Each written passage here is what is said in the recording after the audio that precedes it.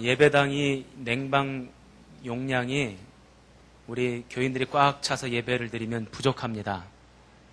그래서 혹여나 우리 더운 분들 계시면 에어컨 밑으로 가시고, 에어컨 바람이 조금 추운 분들 계시면 끄지 마세요. 끄면 다른 곳은 더우니까. 자리를 조금씩 옮겨 앉으시면 좋겠습니다. 우리 성가대도 벗으세요. 예. 더 벗고 싶으면 더 벗으셔도.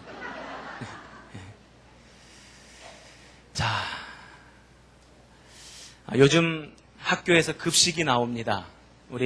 제가 학교 다닐 때는 학교에서 급식을 안 줘서 도시락을 싸가지고 다녔는데, 요새는 아이들이 학교에서 급식이 다 나와요. 그런데 아마 급식이 나오면 애들이 맛있어 하는 반찬도 나올 때가 있고, 또 맛없는 반찬이 나올 때가 있는 것 같아요. 저희도 아이들이 학교에서 어떤 급식이 나오는지 이렇게 표가 한 달에 한 번씩 이렇게 와요. 그럼 냉장고에다 그걸 딱 붙여놓고는 아싸, 오늘 맛있는 거 나온다, 이러고 학교를 갑니다. 그래서 저희 아이들은 그래도 맛없는 반찬이 나와도 아마 열심히들 먹는 것 같아요. 저희 아들내미는 지금 한참 먹을 때라서 밥 먹고 냉장고 뒤지는 녀석이거든요. 그런데 보니까 친구들이 먹다 남긴 것까지도 아마 다 먹나 봐요. 어떤 아이들은 맛없는 반찬이 나오면 조금 덜 먹고, 어떤 녀석들은 아예 안 먹고 그런다 그래요. 제가 왜 그런 일이 벌어질까 곰곰이 생각해 보니까 왜 그럴 것 같아요? 요즘 먹을 게 너무 많아요. 넘쳐나기 때문에 자기가 먹고 싶은 건, 맛있다고 느껴지는 것만 먹고 맛없는 건 안 먹으려고 그래요. 나물 반찬 나오면 애들이 손도 안 댄대요. 왜 그러냐면 먹을 게 넘쳐나서 그래요. 저도 그런 시대를 경험해 보지 못했지만 우리 권사님들 예전에 젊었을 때 한번 생각해 보세요. 맛없는 거, 맛있는 거 가려 먹을 게 뭐가 있습니까? 나오는 건 무조건 먹어야지. 하여튼간 배만 불릴 수 있다면 먹는 겁니다. 먹고 살 수만 있다면 먹는 거예요. 맛없고 맛있고 이거 따질 겨를이 없습니다. 그런 시절을 지냈죠. 그런데 요즘은 하도 먹을 것이 많으니까 맛있고 맛없고 이거를 구별을 해요. 제가 왜 이 말씀을 드리냐면 이것이 목사들의 고민이기도 합니다.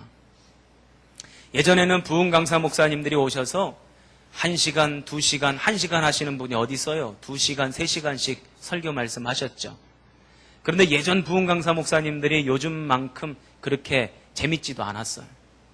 그런데도 3시간씩 설교를 해도 그 설교 말씀을 다 듣고 은혜 받고 그랬단 말이에요. 그러니까 오늘날로 치자면 맨밥이지, 맨밥. 반찬도 없는 맨밥. 1시간은 한 그릇, 2시간은 2그릇, 3시간은 3그릇. 3그릇씩 먹어도 그냥 맛있다고 그러고 좋다고 그러고 은혜 받았다고 그래요. 그런데 요즘은 맛있게 설교를 안 하면 성도들이 듣지를 않아. 지금 표정은 듣고 있는 것 같은데 안 듣는 거 다 알아요. 안 들어요, 안 들어. 그래서 목사님들이 그렇게 설교를 맛있게 하려고 맨밥 안 내주려고 찌개도 끓이고 국도 내오고 맛있는 소세지 반찬도 하고 그럽니다. 그래도 맛없다고 투정을 해요. 왜요? 요새 넘쳐나는 게 설교예요. 넘쳐나는 게 목사님들 설교고, 넘쳐나는 게 인터넷 방송이고, 넘쳐나는 게 기독교 텔레비전이더라고요. 그런데요, 아무리 맛있는 것을 먹으러 다니고 맛있는 거 찾아다녀도 뭐가 최고예요? 제가 한 달 동안 미국 가서 뼈저리게 느낀 거, 절실하게 느낀 거, 뭐가 최고예요? 집에 밥이 최고더라고. 예. 아무리 뭐라 그래도 여러분들을 생각하며 위하며 기도하며 말씀 준비한 이 담임 목사의 설교가 그래도 최고다, 최고. 그러니 오늘도 말씀 듣고 은혜 받으시기 바랍니다. 자, 우리 옆에 계신 분들과 인사할 때 오늘도 은혜 받읍시다. 네. 할렐루야. 네. 자, 오늘 설교 서두에 저와 여러분이 한 가지 알고 넘어가야 될 것이 있어요. 그 뭐냐면 워크아웃이라고 하는 말입니다. 자, 한번 따라해 봅시다. 워크아웃. 아마 들어보신 분도 계실 테고 생소하게 느끼시는 분도 있을 것입니다. 이 워크아웃이라고 하는 말이 예전부터 우리에게 익숙하게 들렸던 말이 아니라 우리나라에서는 1997년 11월 달 IMF가 시작되면서부터 이 워크아웃이라고 하는 말이 많이 여론에서 텔레비전에서 나왔어요. 우리나라가 IMF를 당했을 때에 여러분 생각이나 했습니까? 은행이 망할 거라고 생각해 보신 분 계세요? 큰 회사가 무너질 거라는 생각 안 해봤잖아요. 그런데 IMF를 경험하면서 큰 회사가 무너지고 은행이 문을 닫고 그래요. 그런데 이 워크아웃이라고 하는 건 뭐냐? 어떤 회사가 망하기 일보 직전에 채권자들이 이 회사가 망하면 자기들이 투자한 것 하나도 못 건지니 다시 이 회사를 살리기 위해서 외부에서 인적 자원, 물적 자원을 투입해가지고 그 회사를 다시 회생시키는 것. 이것을 워크아웃이라고 해요. 오늘 좀 유식해지네. 그죠? 한번 따라해 봅시다. 워크아웃. 회사의 경영을 정상화로 돌리는데 스스로의 힘으로는 정상화가 될 수 없으니 자력으로는 회생할 수 없으니 외부에서 들어와서 외부에서 회사를 운영하게 하는 것. 이것이 워크아웃이에요. 제가 왜 이 말씀을 드렸는지 조금 있다 그 이야기가 나와요. 자, 오늘 우리가 읽은 말씀 두렵고 떨림으로 우리 다시 한번 읽어보십시다. 시작! 두렵고 떨림으로 너희 구원을 이루라. 여러분 이상한 점 못 발견했습니까? 저는 오늘 이 성경 본문을 묵상하면서 뭔가 이상하다는 것을 느꼈어요. 마치 이 본문만 보면 구원의 주권이 우리에게 있는 것처럼 느껴져요. 너희 구원을 이루라. 너희들의 구원을 너희들이 이루라는 거예요. 그러니 이 말씀만 보면 조금 뭔가 우리가 이제까지 믿어왔던 것과는 맞지 않아요. 우리가 이제까지 믿어왔던 것은 뭡니까? 구원의 시작은 주님이십니다. 구원의 완성은 주님이십니다.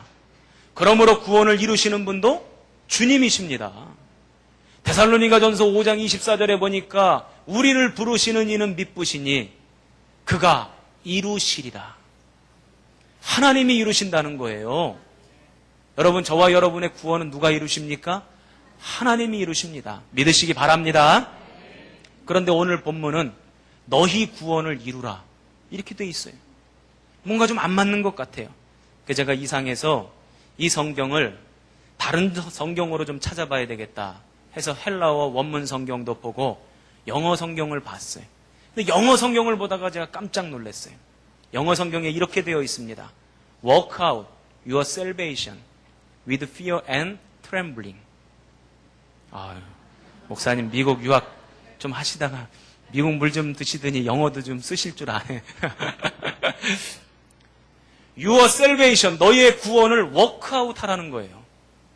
제가 이 성경 본문 말씀을 읽고 깜짝 놀랐고 이 의미가 어떤 의미인지 더욱더 분명하게 느껴지게 되었어요. 워크아웃 하라는 거예요.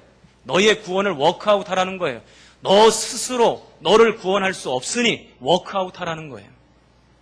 이해가 되시죠? 네. 여러분, 주님께서 우리의 심령을 워크아웃 하시고 우리를 워크아웃 하시기 위해서는 뭐가 필요합니까?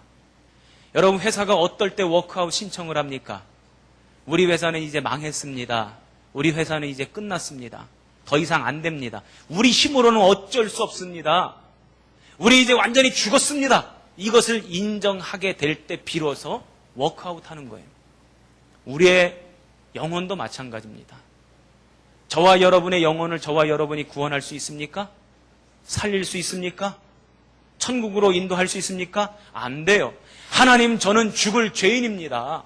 완전히 주님 앞에 납작 엎드려져서 죽었음을 인정할 때 비로소 주님께서 우리의 심령을 워크아웃 할 수 있는 거예요. 여러분 믿으시기 바랍니다. 그래서 갈라디아서 2장 20절에는 이런 말씀이 있어요. 내가 그리스도와 함께 십자가에 못 박혔나니 그런즉 이제는 내가 사는 것이 아니요 내 안에 그리스도께서 사시는 것이라. 아멘. 참으로 역설적이게도 우리가 살려면 우리가 죽었습니다 하고 인정을 해야 주님께서 우리를 살려주실 수 있다는 거예요. 여러분, 그게 뭡니까? 그게 바로 회개예요. 우리가 구원의 많은 단계들이 있지만 그 단계 가운데 제일 처음 주님을 만나고 내가 썩어질 죽어질 죄인이라고 하는 사실을 깨닫고 제일 먼저 하는 것이 무엇입니까? 회개죠. 회개. 하나님, 저는 죽을 죄인입니다 하고 철저하게 회개할 때 비로소 주님께서 우리의 심령을 워크아웃 하실 수 있다는 겁니다. 우리 교회 몇 년 다니셨어요? 교회 몇 년 다니셨어요? 뭐 10년, 20년, 30년, 어떤 분들은 뭐 태어날 때부터 다니신 분들도 있을 거예요. 엄마 뱃속에서부터 다닌 분들도 계실 겁니다. 아무리 그렇게 오래 교회를 다녔어도, 교회 문화에 완전히 내가 찌들어 있어도, 교회 문화에 찌들어서 내가 교회 짠지가 되었어도 한 번도 주님 앞에 철저히 내 자신을 내려놓고 엎드려서 회개하지 못했다면, 그런 경험이 한 번도 없다면 우리는 구원에 이룰 수 없는 거예요. 교인처럼 말하고 교인처럼 행동하고 주일날 교회 오고 일주일에 한 번은 목사님 설교 듣고 집에 있을 때는 CTS 방송 틀어놓고 찬송가 테이프 돌려놓고 아무리 그렇게 살아도 내 인생 가운데 한 번이라도 주님 앞에 엎드려져서 나는 죽을 죄인입니다라고 철저히 회개한 경험이 없다면 구원과는 거리가 멀다는 겁니다. 보니까요, 교회 오래 다니면요, 완전히 교회 문화에 몸이 이렇게 찌들어져 있을 때가 있어요. 믿음은 없는데 그냥 문화만 그래. 사는 방식만 그래. 보니까 어떤 권사님들은 욕도 성경으로 하더라고. 이 독사의 자식들아 이러면서 욕도 성경으로 해. 한숨 쉬는 것도 보니까 주여. 세상 사람 한숨 쉬는 거랑 별반 다를 것 없는데 그냥 주여 하면서 한숨을 주여로 쉬더라고.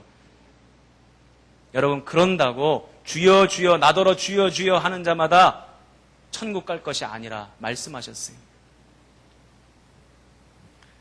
여러분, 저와 여러분은요, 그래서 주님 앞에 철저히 죽어져야 합니다. 그래야 살 수 있습니다. 완전히 죽어야 합니다. 살아있으면 안 돼요. 이런 말이 있습니다. 자는 것처럼 죽은 놈, 죽은 것처럼 자는 놈. 들어보셨어요, 그런 말? 죽은 것처럼 자는 놈, 자는 것처럼 죽은 놈. 아, 이해가 잘 안 되시나? 죽은 것처럼 자는 놈, 자는 것처럼 죽은 놈. 상태는 똑같아요. 근데 어떻게 구분할 수 있을까요? 어떻게 구분할 수 있어요? 너무 어렵게 생각하지 마세요. 아주 간단합니다. 너무 어렵게 생각하지 마세요. 아주 간단합니다. 깔아 뭉개보면 알아요. 자는 것처럼 죽은 놈은요, 깔아 뭉개도 아무 소리를 안 냅니다. 그런데 죽은 것처럼 자는 놈은 깔아 뭉개면 벌떡 일어나서 막 아마 난리를 칠 겁니다. 잠자고 있는데 왜 깔아 뭉개가지고 나를 깨우냐 그러면서 아마 호들갑을 떨 겁니다. 살아있다는 건 반응한다는 거죠. 저와 여러분이 아직도 반응하는 것은요, 살아있다는 거예요. 주님 앞에 완전히 죽어져야, 그래야 진실로 우리가 구원을 받고 진실로 천국에 들어갈 수 있으며 진실로 하나님의 백성이 될 줄로 믿습니다. 한번 우리 옆에 분 한번 보세요. 살아있는지 죽어있는지. 잘 모르겠죠? 그놈이 그놈 같아 보이죠? 그런데 자존심을 한번 긁어보세요. 막 한번 욕을 한번 해보세요. 막 한번 흉을 한번 봐보세요. 막 터무니없는 말로 막 공격을 한번 해보세요. 가만히 있으면 그놈은 죽은 놈이에요. 그런데 막 길길이 날뛰면 그놈은 아직 살아있는 놈이에요. 분간하기 쉽죠? 아직까지도 내 자아가 살아있으면 안 되는 거예요. 저와 여러분의 자아는 주님 앞에 죽어지고 내 자아 대신 내 속에서 그리스도께서 사셔야 될 줄로 믿습니다. 그래야 우리가 완전히 온전히 주님 앞에 구원받을 수 있습니다. 제가 아는 어떤 선배 목사님은요, 부목사님들을 참 잘 뽑아요. 제가 하루는 여쭤봤어요. 목사님, 어떻게 같이 함께 사역을 하는 부목사님들을 이렇게 잘 뽑을 수가 있습니까? 그랬더니 비결이 있지. 그래요. 비결이 뭐예요, 목사님? 면접을 3시간 본대요. 아니 3시간 동안 무슨 면접을 본대요? 그랬더니 처음에는 그 부목사님이 이렇게 오시면 목사님은 그동안 목회하면서 뭘 깨달았습니까? 뭘 배웠습니까? 뭐에 감동받았습니까? 어떻게 목회해왔습니까? 하고 쭉 얘기를 하게 한대요. 그리고는 그 얘기를 다 듣고는 한마디 한다는 거예요. 그거 쓰레기니까 이제 다 버리세요. 그러면 사람들 얼굴이 막 울그락불그락 해진대. 그리고는 그때부터는 막 공격을 한다는 거예요. 뭐가 들렸고 뭐가 잘못됐고 막 한 2시간 정도 공격을 하고 나면 거의 대부분의 사람들은 목사님 저는 그냥 계속 담임 목회하는 게 낫겠습니다. 그리고 그냥 간다는 거예요. 그런데 끝까지 참고 인내하는 사람은 같이 사역을 한다는 거예요. 아하, 아직 살았구나. 살아있으니까 가는구나. 죽었구나. 죽은 사람은 이제 같이 일해도 되겠구나. 이런 생각을 한다는 것입니다. 여러분, 겨울철 김장 담글 때 배추가 아직 살아있으면 어떻게 해야죠? 소금을 쳐서 완전히 팍 죽여야죠. 그래야 맛있는 김장이 되는 것처럼 저와 여러분도 주님 앞에 팍 죽어야 돼. 안 죽으면 뭐 할까요? 내가 소금을 칠 거야. 담임 목사가 막 소금을 칠 거야. 소금 치면 여러분들은 어떨까요? 속이 쓰리겠지. 그래도 소금을 막 칠 거예요. 죽으라고. 왜? 죽어야 다시 사니까. 믿으십니까? 완전히 죽어야 주님께서 우리의 심령을 워크아웃 해주실 수 있으니까. 저와 여러분에게 그런 은혜가 있기를 주님의 이름으로 축원합니다. 또 어떻게 해야 주님께서 워크아웃 해주실 수 있는가? 주님의 말을 전적으로 신뢰해야 해요. 주님의 말씀에 생명이 있습니다. 구원의 길이 그곳에 있습니다.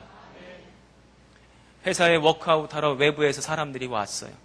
앞으로 회사를 이렇게 운영하십시오. 이렇게 이끌어 가십시오. 그러면 그 말대로 하는 것에 회사가 다시 살아날 수 있다고 하는 신뢰를 가지고 임해야죠. 그래 워크아웃이 되는 거예요. 아유, 아닙니다. 이제까지 내가 회사를 운영해 보니까 이렇게 하니까 회사가 운영되더라고요. 그러면 그 사람이 뭐라 그러는지 아세요? 그렇게 하니까 망했죠. 여러분, 저와 여러분이 신앙생활 할 때에 우리가 착각하는 것이 있어요. 사람들이 신앙생활 할 때 뭘 기준으로 신앙생활 하는가 봤더니 내가 이제까지 살아왔던 삶에서 배운 경험, 노하우, 가치관 이런 거 가지고 신앙생활 하려고 해요. 그러면 망하는 길입니다. 저와 여러분이 살 수 있는 길은 오직 하나, 주님의 말씀 신뢰하고 붙잡는 겁니다. 그곳에 생명이 있는 줄로 믿습니다. 내 생각은 아무렇게나 생각해도 그대로 해도 안 될 것 같지만 그러나 주님의 말씀대로 하면 그곳에 생명이 있어요. 제가 몇 달 전에 신문을 봤는데 북한에서 탈북한 탈북자인데 3형제예요. 그런데 이 3형제가 다 한국에 와서 한의사 자격증을 취득해가지고 3형제가 한의사가 됐어요. 얘기 들어보신 적 있으시죠? 예. 그런데 이 큰 형이 처음에 탈북을 할 때 이 셋이 같이 탈북한 게 아니라 순차적으로 탈북을 했더라고요. 제일 큰 형이 탈북을 해서 그리고는 한국으로 가야 되겠다. 그리고는 저 중국의 심양이라고 하는 곳에서 택시를 탔대. 택시를 타가지고 한국 대사관으로 가자고. 그랬더니 이 택시 운전기사가 아마 조선족이었나 봐요. 그런데 말하는 소리를 들어보니까 대한민국 대사관으로 가자고 하는데 말투는 어느 나라 말투예요? 북한 말투잖아. 그러니까 이 택시 운전기사가 잘못 알아듣고는 북한 대사관으로 데려간 거야. 북한 대사관 앞에 딱 택시가 섰어. 그러니까 이 뒤에 탄 이 사람이 가슴이 막 콩닥콩닥 뛰면서 막 땀이 막 비 오듯이 떨어지면서 야, 이거 큰일 났다. 나 죽었다. 그러고는 빨리 택시 운전기사 보고 내가 와달라고 한 곳은 여기가 아니라 대한민국 대사관이라고 빨리 가자고. 그랬더니 택시 운전기사가 돈을 더 달라 그러더래. 얼마를 더 달라 그러냐면 중국 돈으로 20원. 그런데 자기 주머니엔 중국 돈으로 10원밖에 없는 거예요. 그래가지고 거기서 막 10원밖에 없는데 20원 달라 그러고 실랭이를 버리고 있는데 중국 공안이 자꾸 가까이 다가오고 있는 거예요. 어떻게 해요? 안 되겠어서 빨리 10원어치만 빨리 가자. 그리고 택시 타고 10원어치만 가서 내렸대요. 그리고 이분이 예수 믿는 분인데 너무나 막막하잖아요.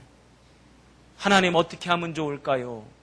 그랬더니 하나님이 마음속에서 음성을 들려주시기를 배를 타라, 배를 타라.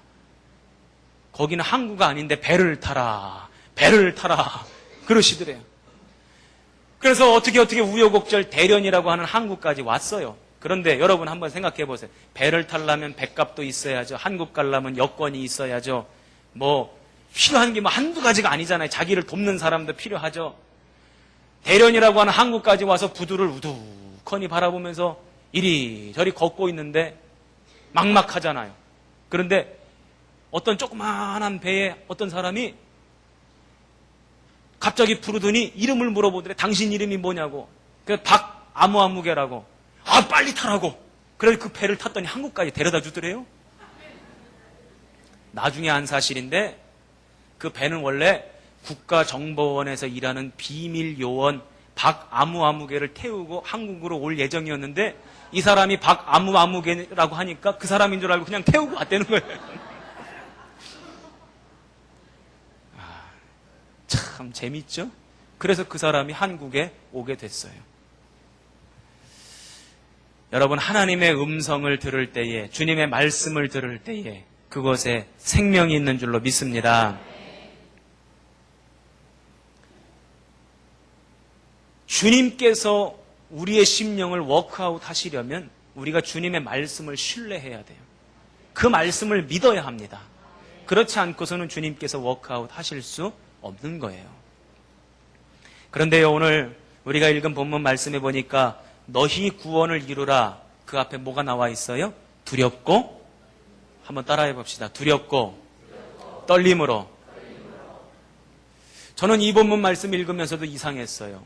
왜냐하면 주님은 항상 말씀하실 때에 두려워 말라, 놀라지 말라, 떨지 말라, 걱정하지 말라, 평안해라, 늘 이런 말씀을 하신단 말이죠. 그런데 오늘만큼은 두렵고 떨림으로 너희 구원을 이루라 그러셔요. 왜 두렵고 떨리라고 말씀하셨을까? 제가 시편 6편을 읽으면서 그 해답을 찾았어요. 시편 6편을 보면 다윗이 죄를 저지르고는 하나님 앞에 참회하며 시를 지은 것입니다. 무슨 죄를 저질렀습니까? 밧세바라고 하는 여인을 간음하였고 그 간음한 사실을 숨기기 위하여 남편 우리아를 죽였어요. 그런데 선지자를 통한 하나님의 말씀을 듣고는 이 사람이 깜짝 놀라서 하나님 앞에 회개하며 지은 시가 시편 6편입니다. 그런데 다윗이 이 시를 지을 때에 뭐라고 그 속에 내용이 되어져 있냐면 뼈가 떨린다는 거예요. 영혼이 떨린다는 거예요. 죄를 짓고 나니까, 살아계신 주님 앞에 서 있다는 사실을 깨닫고 나니까 뼈가 떨리고 영혼이 떨리더라는 것입니다. 무슨 얘기예요? 실제로 살아계신 하나님을 믿었기 때문에, 그 하나님이 실제로 계신다는 사실을 믿었기 때문에 죄를 지으니까 떨렸다는 거예요. 하나님 안 믿는 사람은요, 죄 져도 안 떱니다. 그런데 하나님 진짜로 믿는 사람은요, 떨려요. 뭐라도 조그마한 죄라도 지은 것 있으면 하나님 앞에 혼날까봐 염려가 됩니다. 그렇죠? 저만 그래요? 여러분도 그러시죠? 뭐라도 조그마한 거 죄 짓고 나면 아우, 나 이러다가 하나님 앞에 혼나는 거 아니야? 아우, 어떡하지? 그러죠? 그게 당연한 거예요. 믿음이 있는 사람이라면 당연한 거예요. 그런데 더더욱 하나님에 대한 확실한 믿음이 있는 사람은요, 죄를 짓고 나면 떨리는 거예요. 두려운 거예요. 겁이 나는 겁니다. 무슨 얘기입니까? 살아계신 하나님 앞에 선 자와 같이 실제적인 믿음을 가지라는 거예요. 그것이 너희의 구원을 이룬다는 거예요. 여러분 한번 생각해 보세요. 호랑이가 있습니다. 사진 속에 있는 호랑이는요, 앞만 봐도 안 무서워요. 그런데 동물원 가서 호랑이 보잖아요. 동물원의 호랑이들이 사람들한테 안 덤비지만 이렇게 누워가지고 하품하고 있고 잠자고 있는 호랑이만 봐도, 옆에만 가도 오싹해요. 왜요? 살아있는 호랑이니까. 저와 여러분의 믿음이 머릿속으로만 있는 관념인지 아니면 실제적인 믿음인지 이거 한번 돌이켜 봐야 된다는 것입니다. 여러분, 구원은 무엇으로 받습니까? 구원은 무엇으로 받습니까? 믿음으로 받습니다. 여러분들 그 믿음이 있습니까? 여러분들 구원 받으십니까? 이렇게 아멘을 하지만, 그러나 우리의 믿음이 실제적인 믿음이 아니라 관념적인 믿음일 수 있다는 것입니다. 저는 목회하면서 제가 15년째 목회를 하고 있잖아요. 그러면서 많은 사람들을 만나요. 교인들도 만나고 교인 아닌 사람들도 만나고 다른 교회 목사님들도 만나고 다른 교회 성도들도 만나고 많은 사람들을 만나죠. 15년째 목회를 하면서 그 사람이 말하는 거, 행동하는 거를 이렇게 보면, 그 사람의 표정을 보면 그 사람이 믿음이 있는 사람인지 없는 사람인지 대략은 짐작이 돼요. 지금 제가 그냥 설교하는 것 같아도 여기서부터 이쪽까지 다 얼굴을 보면서 설교를 한다니까. 그런데 대충 보면, 대략 보면 믿음이 있는지 없는지 표정을 보면 알아요. 압니다. 지금 표정들 바꾸지 마세요. 보면 압니다. 여러분 속에 있는 믿음이 진짜 믿음이냐고요. 정말 주님 앞에 나는 죽을 죄인입니다. 주님의 말씀을 믿습니다. 이렇게 주님께서 나의 심령을 워크아웃 해주세요 라고 이야기는 하지만, 입술로는 고백하지만 그 고백이 진짜 고백이냐 이거예요. 오늘 주님께서는 뭐라고 말씀하시냐면 두렵고 떨림으로, 진짜 주님 앞에 선 자와 같이 두렵고 떨림으로 너희 구원을 이루라. 오늘 이 말씀을 통하여 저와 여러분이 진짜 내 믿음은 진짜 믿음인가 가짜 믿음인가 한번 살펴볼 수 있기를 바랍니다. 마지막으로 정리하며 말씀드립니다. 두 가지입니다. 우리는 주님 앞에 죽었습니다. 이것을 인정할 때 주님께서 우리를 살려주실 줄로 믿습니다. 또 주님의 말씀을 신뢰하고 믿어야 합니다. 그래야 주님께서 우리의 심령을 워크아웃 해주십니다. 한번 따라해 보십시다. 너희 구원을 이루라. 다시 한번 너희 구원을 이루라. 왕의 지성소에